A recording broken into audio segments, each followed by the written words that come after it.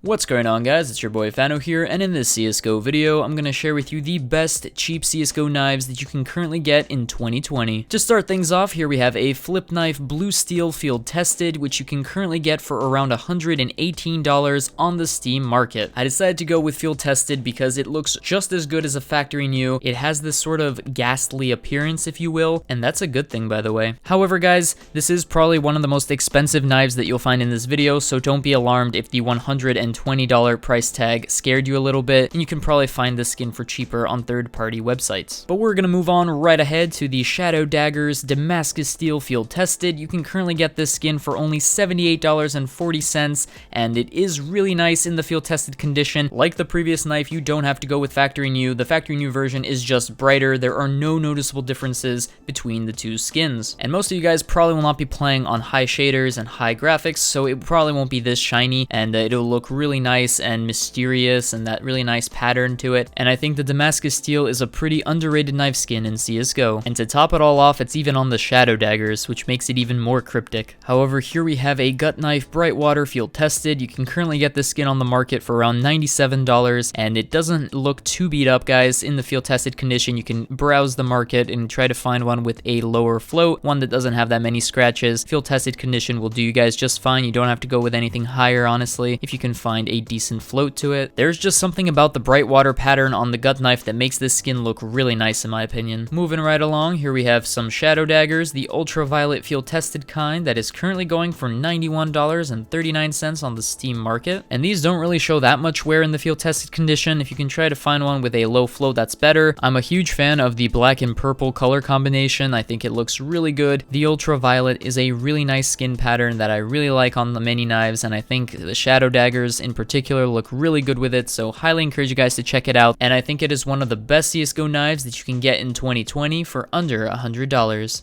Next up on my list, we have the Navaja knife Ultraviolet Battle Scarred. It only costs $76.91 on the Steam community market, and the field tested one costs around $10 more than the Battle Scarred, so if you guys want to see less scratches, obviously go for the one in field tested condition instead, but of course you'll be spending $10 more, so keep that in mind again if you're on a budget. I do want to point something out real quick, that the Navaja knife is actually the cheapest knife you can currently get in CSGO. Along with the Shadow Daggers, those two knives are like one of the worst knives you can get in CSGO, at least from what I can tell based on the Steam community market prices. So I'm actually curious to find out what you guys think of the Navaja knife. Can you take this quick poll, yes or no question? Is the Navaja knife the worst knife that you can get in CSGO? Take this quick poll and let me know what you guys think. I don't really mind it too much, guys. I think a knife is a knife either way you slice it, and in battle scarred ultraviolet condition, the Navaja knife is a pretty nice deal for only $76. However, moving right along, here we have a Bowie knife boreal forest field tested. You can currently pick one up for around $110 on the Steam market, and I actually really like how this looks similar to the gut knife Blue Water. I think that this boreal forest camo pattern looks really good on the Bowie knife, so let me know what you guys think of this. It's only $110, and it doesn't have that many scratches in the field tested condition, so that's why I chose it for this video. However, the next knife I have for you is the Huntsman knife blue steel field tested. It's currently going for around $126 on the Steam market, but it is money well spent. Not only does it look really good in the field tested condition, the really nice blue color, it's also from the Huntsman weapon case, a case whose prices have been going up in the last couple of months in CSGO, and I believe the Huntsman case is the only case that you can currently get a blue steel Huntsman knife from, so I expect the prices for